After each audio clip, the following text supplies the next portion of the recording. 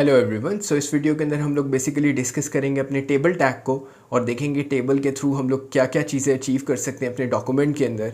तो चलते हैं स्क्रीन की तरफ।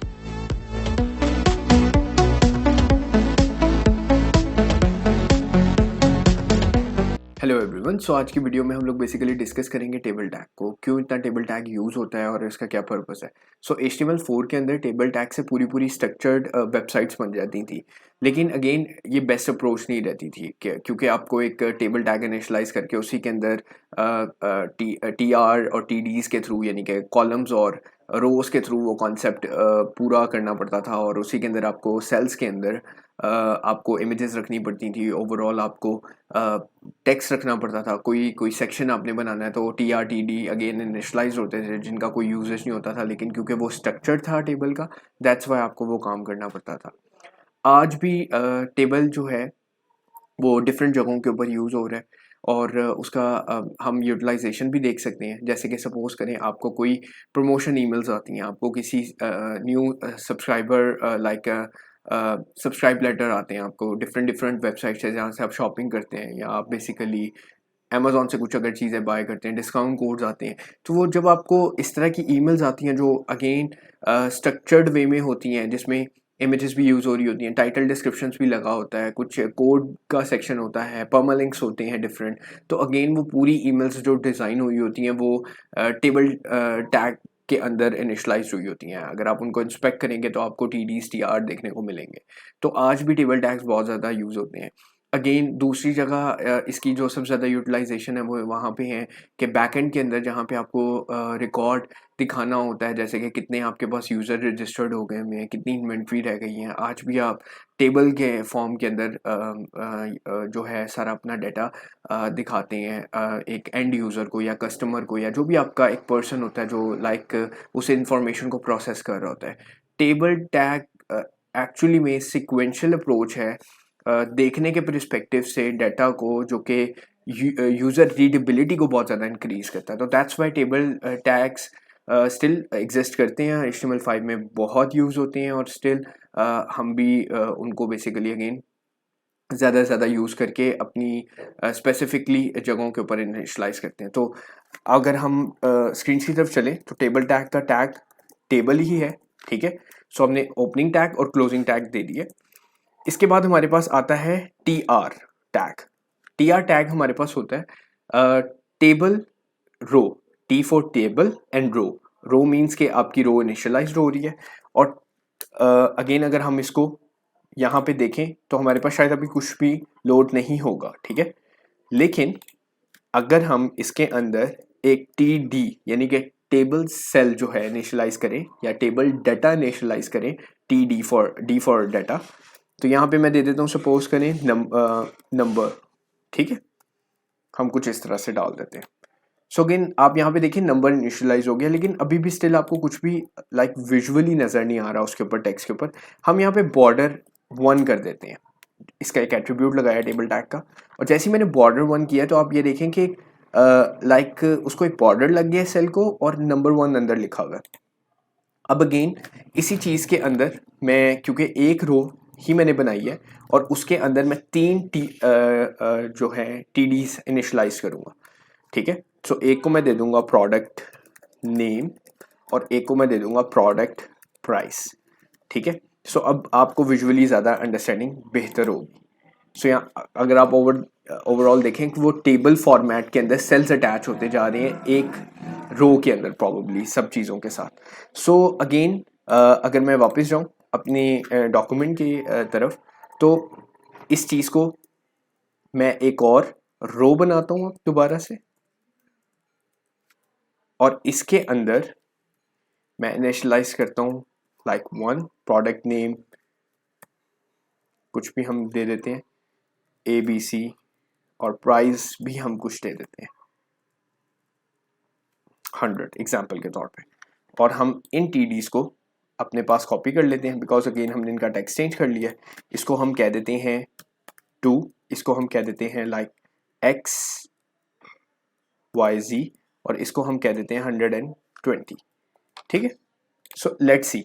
सो ओवरऑल हमने एक सबसे पहले रो ली, उसके अंदर 3 हमने डाटा सेल्स लिए और उसके अंदर हम लोग फिर आगे उन यानी कि जो हमारी जो रो है TR उसको हमने 2 दफ़ा रिपीट करवा लिया। सो इससे डिस्टिंग्विश हो गया कि हम as many as we can जितना मर्ज़ी बड़ा स्ट्रक्चर एक टेबल का बना सकते हैं और अगेन रीडेबिलिटी के पर्सपेक्टिव से भी हमें समझ आने लग गया। अब हमें कुछ ऐसा लग रहा है जैसे एक्सेल यहाँ पे ओपन हुआ हुआ है, जो कि फ़िलहाल एक्सेल नहीं है, एक टेबल टैग इनिशियलाइज़ हुआ हुआ है। थोड़ा-सा इसकी हम बात करते हैं स्ट्रक्चरिंग में, तो स्ट्रक्चरिंग में जिस तरह से हम कुछ टैग्स को इनिशियलाइज़ कर सकते हैं। टेबल जो टी हेड टैग होता है, इसका ये एक तरह से आप समझ लें टेबल के अंदर ये हेड टैग होता है, जो कि हेडर के अंदर आप बेसिकली अगर आपने किसी भी स्टेटमेंट्स को एज एन हेड में रखना है सेक्शनिंग के परस्पेक्टिव से, आप उसको टेबल हेडर हेड के अंदर रखते हैं, ठीक है। उसके बाद आपके पास जो दूसरा टैग यूज़ होता है वो होता है एक्चुअली ये टेबल के हमारे नेस्टेड स्ट्रक्चरिंग है। तो सबसे पहले टी हेड होता है, उसके बाद टी बॉडी होता है और टी फुट होता है, ठीक है। सो यानी कि table header, table body, table footer. तो ये मतलब जिस तरह से एक लेआउट करने के परस्पेक्टिव से है ये। तो इसके अंदर भी जब आप डाटा सेल्स और डाटा रोज रखते हैं तो इससे भी आपको काफ़ी ज़्यादा अगेन ओवरऑल ईज मिलता है स्ट्रक्चरिंग के परस्पेक्टिव से, और उसको स्टाइलिंग कल को आप उस तरह से दे सकते हैं कि वो टैकल क्या करें चीज़ों को, ठीक है। सो यहाँ पे हम टेबल बॉडी के अंदर ये वाली 2 बॉडी रख देते हैं, ठीक है।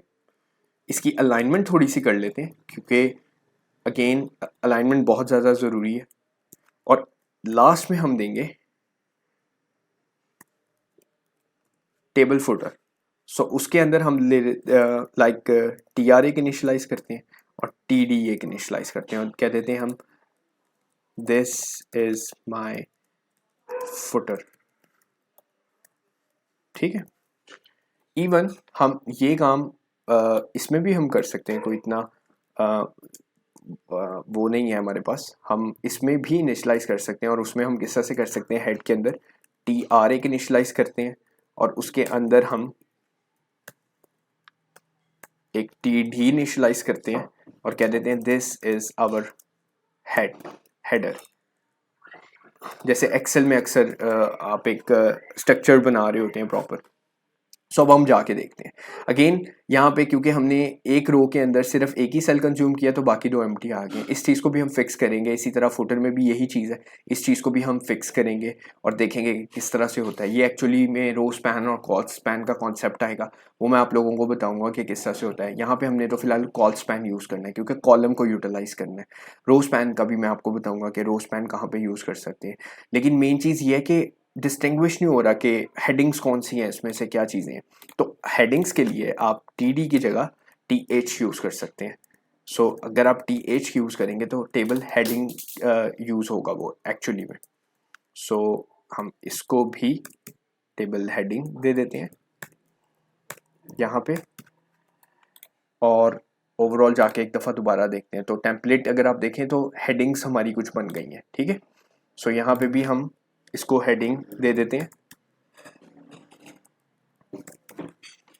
और इसके अंदर हम लोग ओवरऑल अब क्योंकि वो जो फिक्स करने वाली कॉलम को वो हम देंगे कॉल स्पैन 2 का हम देते हैं सबसे पहले।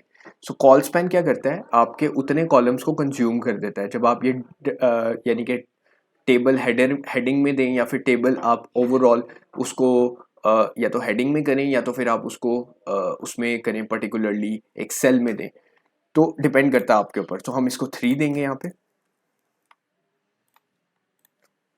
सो अगेन हमारा हेडर बिल्कुल ठीक हो गया। सो इसी तरह अगर हम उसको यूटिलाइज करें नीचे भी कॉल स्पैन 3, सो उसके अंदर भी पर्टिकुलरली वो चीज़ हमने अचीव कर ली है। सो अगेन रो स्पैन जिस तरह हमने कॉलम को यूटिलाइज किया, इस तरह अगर हमने 2 सेल्स को स्किप करवाना हो, 2 सेल्स को एज एन मर्ज करवाना हो कि एक पीस ऑफ इंफॉर्मेशन है, तो हम उसकी भी एग्जांपल देख सकते हैं। ओवरऑल मैं आपको W3 स्कूल के ऊपर वो दिखा सकता हूँ। W3 school, colspan and rowspan, ये 2 काफ़ी फेमस टैग्स हैं जहाँ पे हमें रिक्वायरमेंट होती है, हम उस तरह की चीज़ें दे देते हैं। अगेन रो स्पैन की एग्जांपल देखें। सो रो स्पैन में जैसे कि रो को एज एन एक जो आपकी सेल है वो 2 रो को रिप्रेजेंट कर रहा है। इस केस के अंदर आप रो स्पैन यूज़ करते हैं और उसका भी तरीकाकार यही होता है कि फ़ोन नंबर को आपने TH को आपने रो स्पैन दिया है 2 और उसने वो मर्ज कर दी है सेल को और उसमें आपने 2 नंबर्स आगे इंफॉर्मेशन में दिखा दिए TR के थ्रू। सो ये कॉन्सेप्ट होता है टेबल्स का। इसके अलावा बॉर्डर्स को आप चेंज कर सकते हैं स्टाइलिंग के थ्रू, वो हम CSS में अपना देखेंगे कि किस तरह से हम एक अच्छे टेबल्स बना सकते हैं इसमें। लाइक ओवरऑल आप इसमें अलाइन करवा सकते हैं जो TR के अंदर TDs के अंदर सेल्स हैं उसकी अलाइनमेंट करवा सकते हैं, लेफ्ट अलाइन शो हो, सेंटर अलाइन शो हो और राइट अलाइन शो हो। सो अगेन ये भी CSS के थ्रू भी हो जाता है और इसके आपको एट्रीब्यूट्स भी मिल जाते हैं। सो यहाँ तक ही रखते हैं हम अपने टेबल टैग को, और इन एडवांस लेक्चर हम इसकी प्रॉपर स्टाइलिंग को भी देखेंगे और CSS से भी कंट्रोलिंग देखेंगे किस तरह से होती है। Thank you for watching this video.